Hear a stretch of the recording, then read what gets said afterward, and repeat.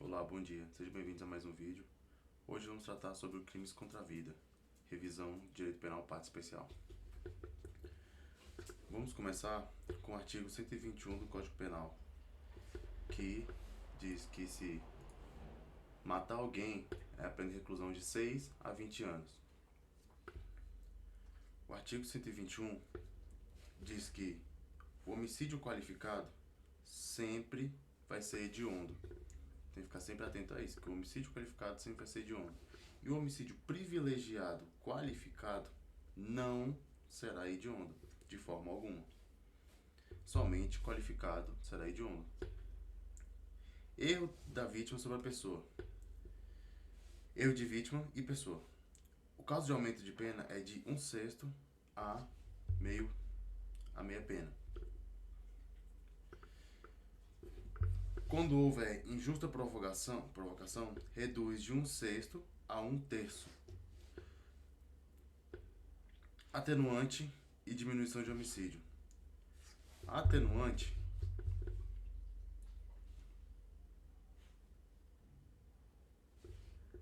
atenuante, ela é sobre influência de devida emoção.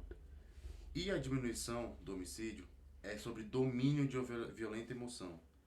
Atenuante é influência e diminuição, domínio. Sobre o domínio de influência de violência e emoção, a pessoa cometeu um crime por paixão, alguma coisa nesse sentido, ela está sobre a influência, não sobre o domínio. Então vamos lá. Artigo 121, parágrafo 2º.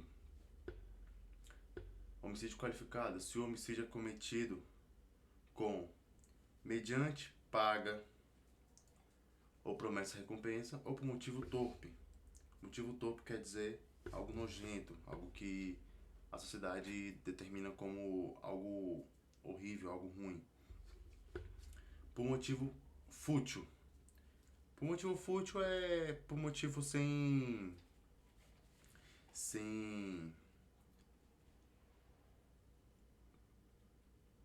uma proporcionalidade grande de motivação. É algo que não tem valor social,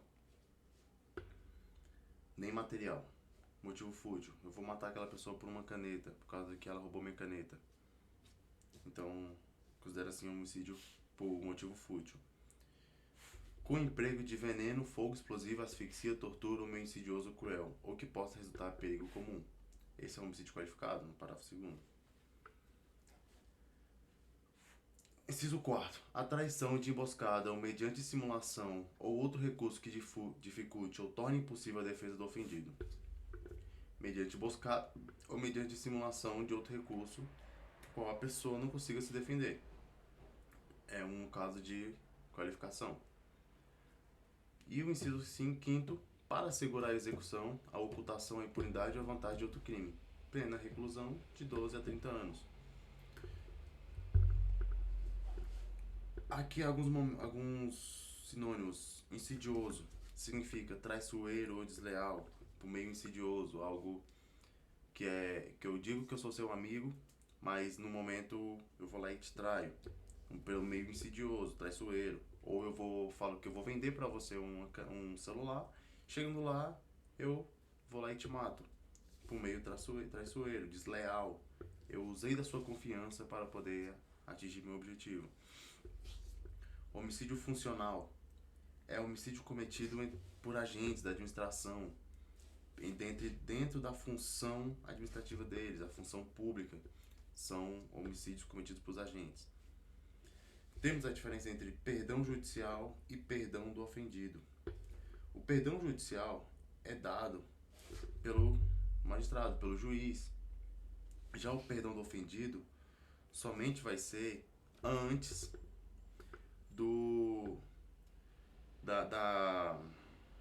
da denúncia. O perdão do ofendido só é permitido antes da denúncia. Após a denúncia, somente será se for a possibilidade do perdão judicial. Crimes contra a mulher. Terá pena de 20 a 40 anos e aumento de 1/3 se o crime for cometido contra a mulher. E crime é um crime autônomo, em uma lei especial, diferenciada. Já deixou de ser um crime, um, uma qualificação e se tornou um crime autônomo.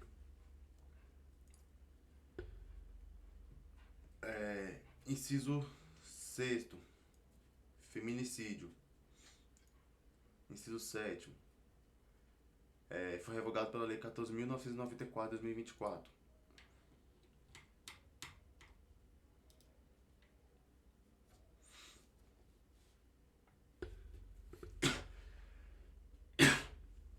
O inciso sétimo fala que a qualificação contra autoridade ou agente descrito nos artigos 142 e 144 da Constituição Federal, que fala sobre o rol dos agentes públicos, que é Polícia Federal, Polícia Civil, Polícia Militar, entre outras funções descritas, são integrantes do sistema prisional e da Força Nacional de Segurança Pública no exercício da função ou em decorrência dela, ou contra seu cônjuge, companheiro, parente consanguíneo até o terceiro grau, em razão dessa condição. Se cometido contra agentes ou familiares ou próximos dele até o terceiro grau, é uma causa de qualificação de pena no crime de homicídio. A letra B do inciso 7º diz: membro do Poder Judiciário, do Ministério Público, da Defensoria Pública ou Advocacia Pública que trata os artigos 131 e 132 da Constituição, ou oficial de justiça, no exercício da função ou em decorrência dela, ou contra cônjuge, companheiro ou parente, inclusive por afinidade, até o terceiro grau. Segue a ideia do inciso A, do inciso da letra A e da parte B. São parecidos, que se vocês podem parar para analisar, até o parente, companheiro ou parente, até o terceiro grau. Inciso 8º, com emprego de arma de fogo de uso restrito ou proibido. Existe um rol no Lei do Desarmamento de armas que podem ser qualificadas até o uso restrito, se não me engano até o calibre, eu não me lembro exatamente o calibre e qual a potência do fogo dela. E se o homicídio for cometido contra menor de 14 anos, a reclusão é de 12 a 30 anos. Então é um caso de qualificação de pena também. A culpa é atípica. Justiça comum será dada no caso de mutilação. Mutilação será dada justiça comum, não será justiça especial, que será no caso de crimes contra a vida, que é o caso do tribunal do júri. Vamos falar agora sobre infanticídio, que é dado no artigo 123. A pena é de 2 a 6 anos de reclusão. O artigo 123 diz que matar sob a influência do estado puerperal o próprio filho durante o parto ou logo após, pena detenção de 2 a 6 anos. O crime de infanticídio ele é praticado somente após o nascimento da criança, que é logo após o início do parto. Houve o parto, a mãe cometeu o crime, será considerado infanticídio. É um crime impróprio, onde o sujeito ativo e um sujeito ativo também, não passivo. Aqui tá errado.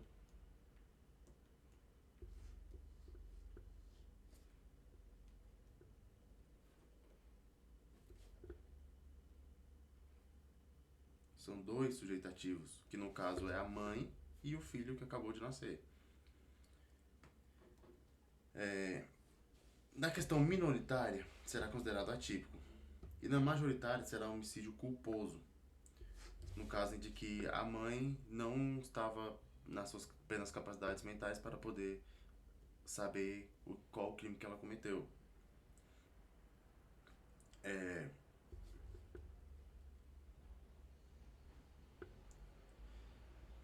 Erro de tipo. Artigo 20 do CPP.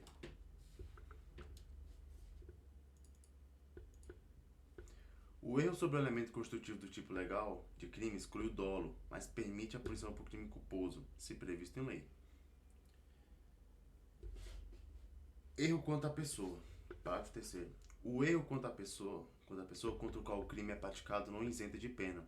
Não se consideram, nesse caso, as condições ou qualidades da vítima, senão as das pessoas contra quem o agente queria praticar o crime. Ou seja, se eu sou um bandido, eu estou portando uma arma e por causa de uma briga que eu tive na rua com uma pessoa específica, eu vou lá e vou atirar nesse desafeto. Assim que eu atiro nesse desafeto, eu me questiono, balanço, dou um tiro e a bala vai em direção errada, não vai reto. A bala atinge Joãozinho que tá do lado ali e não tem nada a ver com a situação. Joãozinho chega a morrer. Eu não vou responder pelo crime de homicídio perante aquela pessoa que eu quis matar. Mas sim, eu vou responder pelo crime de homicídio culposo praticado por erro de tipo quanto à pessoa, que está se insinuado no parágrafo 3º, certo? O artigo 26 do CP diz: é isento de pena um agente que, por doença mental ou desenvolvimento mental incompleto ou retardado, era, ao tempo da ação ou omissão, inteiramente incapaz de entender o caráter ilícito do fato ou determinar-se de acordo com esse entendimento. Aquela pessoa que não tem a capacidade mental completa para saber que aquele crime, que é um crime, que ele não deva fazer aquilo, que as capacidades sociais dele estão discernidas, você aplica-se o artigo 26, ele se torna um inimputável e ele não responderá por esse crime. Se responder, se tiver um laudo mostrando que ele não tinha desenvolvimento intelectual mental completo na data da ação. Se ele adquiriu depois, ele não responderá novamente por esse crime, porque na data da ação ele não entenderia, ele não tinha discernimento sobre a conduta dele. Então, no caso, é isenção de pena. O artigo 124 do CP diz que, vou ler para vocês, artigo 124. Provocar aborto em si mesmo ou consentir que o outro lhe provoque. Esse crime é cometido somente por gestantes. A pena é de detenção de 1 a 3 anos. Não existe nesse crime coautoria. No crime de aborto, não existe coautoria, mas existe participação, instigação. Admite o SUSIS, que é a lei 9.000, a suspensão condicional da pena, do processo, perdão, com consentimento. E sem o crime cometido com consentimento, ela quis cometer aquele aborto, admite sim a suspensão condicional do processo. Mas, se esse crime for cometido sem consentimento, não se admite. Então, o aborto provocado por terceiro é causa de aumento de pena. Não importa se é com consentimento ou sem consentimento. Sempre será causa de aumento de pena. A lesão corporal grave será aumentada em 1/3. Se o aborto resultar de lesão corporal grave contra a mulher, será aumento de pena. A pena duplicada será em caso de morte da gestante. Houve morte, pena duplicada. Lesão corporal, 1/3. Aborto necessário. O que é aborto necessário? Quando não há outro meio de salvar a vida. Quando o médico vê que a mulher irá morrer se aquela criança nascer, ele tem o dever de salvar a vida da pessoa, da mulher, da mãe. Então ele pode agir sem o consentimento dela para salvar a vida. Isso significa aborto necessário. E no caso, não é considerado um crime. Ele é uma conduta atípica. Quanto ao médico, ele é responsável por verificar a necessidade do aborto. Ele tem a responsabilidade de falar para a gestante se a vida dela ou a do bebê importa. Então, o médico deve decidir, ele pode decidir, com o seu consentimento dela, escolher entre a vida dela ou o do feto. Aborto humanitário sentimental. Ocorre em questão de estupro. É permitido o aborto no caso da legislação brasileira, em caso de estupro, se é no caso do aborto humanitário ou sentimental, onde uma criança de 16 anos é estuprada, pode sim adquirir na justiça essa requisição do aborto humanitário sentimental. Não ocorre crime nesse motivo. Eu vou falar do aborto eugênico ou aborto eugenésico, que é no caso de feto deformado. O feto deformado, ele não é considerado um tipo de lesão cerebral a ponto de ter que abortar, a ponto que irá prejudicar as capacidades psicomotoras da criança. Não, um feto deformado, ele não poderá ser permitido o aborto, será considerado crime. Mas existe uma exceção na justiça que anencéfalos podem sim ser considerados abortivos. Fetos anencéfalos com capacidade, com cérebro não totalmente produzido, poderá ser abortado e não será considerado uma conduta, é uma conduta atípica. Aborto no primeiro trimestre pode ser considerado aborto no primeiro trimestre do feto, porque a jurisprudência indica que nos primeiros trimestres não terá vida aquele feto, não é um feto formado, então você terá a possibilidade nos primeiros trimestres você abortar, também não será considerado crime. O médico não pode quebrar sigilo em nenhuma hipótese. Se no caso a paciente cometeu aborto e estava especificado no rol dos médicos, o médico ele não tem o dever de quebrar sigilo contra a sua paciente. Ele não poderá falar, e se ele não quiser falar, não será considerado um crime.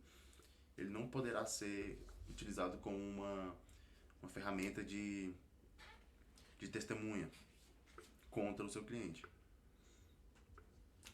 contra o seu paciente, perdão. O que significa Boris talk?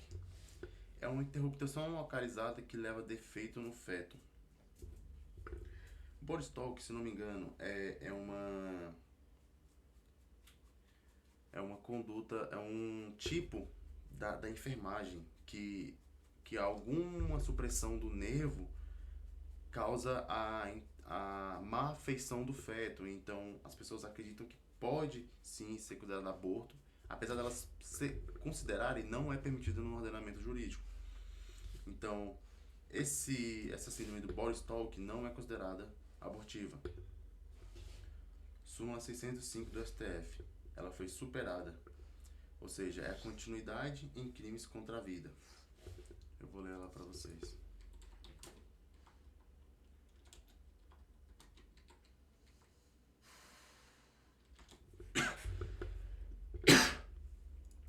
A súmula 605 do STF afirma que não se admite continuidade delitiva nos crimes contra a vida.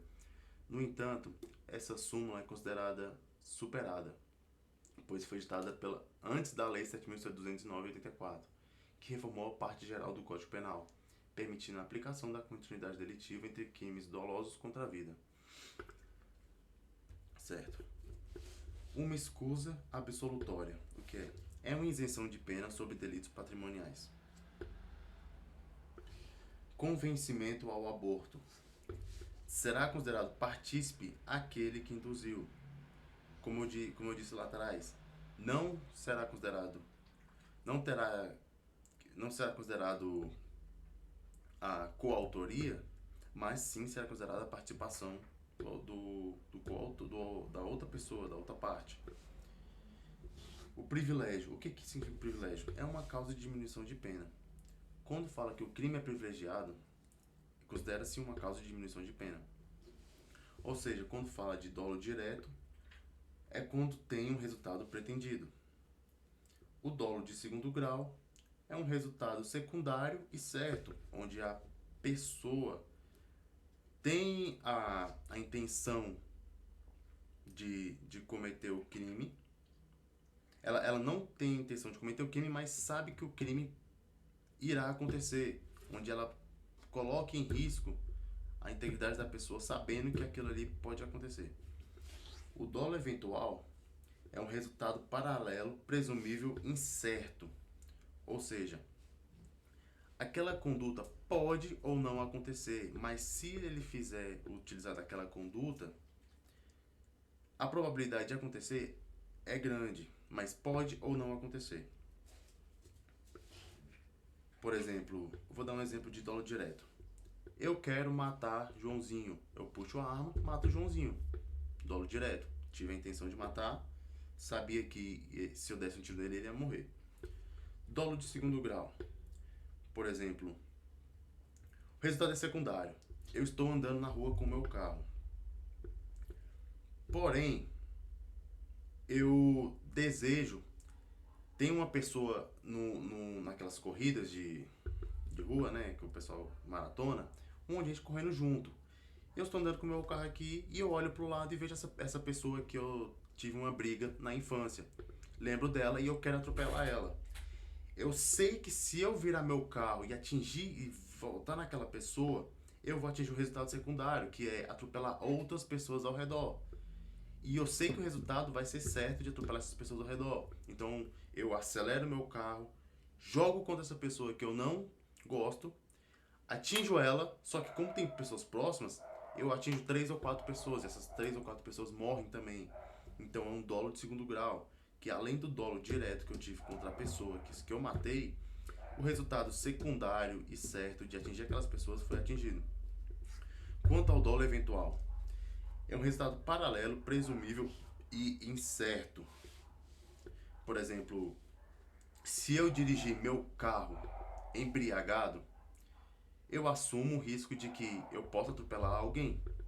Então eu pego meu carro, eu bebo altas lá no bar, pego meu carro, vou dirigir. Eu sei que eu posso matar alguém. Tô andando na rua, pô, atropelei alguém, cheguei em casa, a pessoa estava morta. Então é um dolo eventual. Eu assumi aquele risco, só que ele é incerto. Eu poderia atropelar uma pessoa, poderia realmente me matar de bater na árvore. Então é um resultado, algo incerto. Eutanásia. É um homicídio privilegiado, porém de caráter piedoso. Não se considera eutanásia, não é considerada permitida eutanásia aqui no Brasil. Se for feito, é considerado um homicídio privilegiado, de caráter piedoso, não terá agonia ou angústia quanto à pessoa que está morrendo. A súmula 605 do STF diz que veda a continuidade delitiva em crimes contra a vida, que é o que vimos ali em cima. O STF diz que lex tertia será aplicado a lei integralmente ao mais favorável, não podendo combiná-las. O feminicídio ocorre também em relação íntima, não somente privada da coabitação. Por exemplo, eu tenho uma namorada, eu não vivo com ela, não moro com ela. Eu encontro ela nos finais de semana, no sábado, e eu vou a um café com ela, estou conversando, caio no desentendimento com ela, nas famosas DRs chamadas hoje em dia, né? E eu acabo que desfiro uns 3 socos na cara dela. Eu sou boxeador, sei dar soco, desfiro 3 socos na cara dela e que ela acaba falecendo por causa desses socos. Ela não mora comigo, mas possui uma relação íntima comigo de ser a namorada, então é considerado um feminicídio. Quanto ao artigo 121, parágrafo 2º, voltando lá em cima, é o homicídio qualificado.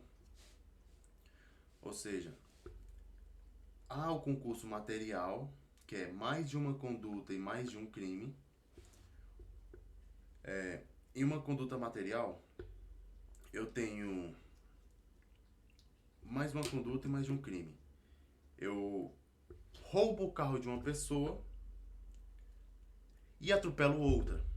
Eu pratiquei 2 condutas, a de roubo e pratiquei a conduta de homicídio. Então são 2 condutas e 2 crimes. Concurso formal próprio. Uma conduta, 2 ou mais crimes. Por exemplo, eu atiro em Joãozinho, só que a arma que eu estou usando não é de uso permitido, é de uso proibido. O calibre dela é muito forte, eu dou um tiro no Joãozinho. Só que Mariazinha tá atrás de João. Eu atinjo o Joãozinho, a bala passa o Joãozinho e atinge Mariazinha. Eu pratiquei uma conduta, eu dei um tiro e eu matei 2 pessoas. Então ocorreu 2 ou mais crimes, que é um concurso formal próprio. Concurso formal impróprio. Com uma conduta, eu atinjo 2 ou mais crimes. Com dolo. Por exemplo, a questão que eu falei da pessoa que está lá na maratona e eu jogo o carro por cima dela. Essa questão do concurso formal impróprio, eu tenho um dolo eventual, que eu tenho um dolo de segundo grau, que eu tenho a vontade de atingir aquela pessoa, certo? E o meio que tá lá é previsível, que provavelmente eu vou atropelar outras pessoas se eu fizer isso. Então, concurso formal impróprio, uma conduta, 2 ou mais crimes. Crime continuado, considera-se crimes da mesma espécie em condições semelhantes. Que é uma conduta que reiteradamente, diariamente, eu pratico na mesma função. Eu vou lá todos os dias no caixa do supermercado e roubo R$60, R$80 do caixa. Todo dia eu vou lá e tiro R$80 do caixa, nas mesmas condições, no mesmo caixa. É um crime continuado, eu faço isso durante um mês. O crime se perdurou durante um mês. Ou eu sequestro uma pessoa no dia X e vai cessar no dia Y, no dia 1º, e eu seguro a pessoa em cárcere privado até o dia 30. É um crime continuado, perdurou durante os 30 dias. Ademais, esse foi a revisão de hoje, Crimes contra a Vida. Espero que tenham gostado, muito obrigado. Deixe seu like e ative o joinha. Sempre quis dizer isso. Muito obrigado.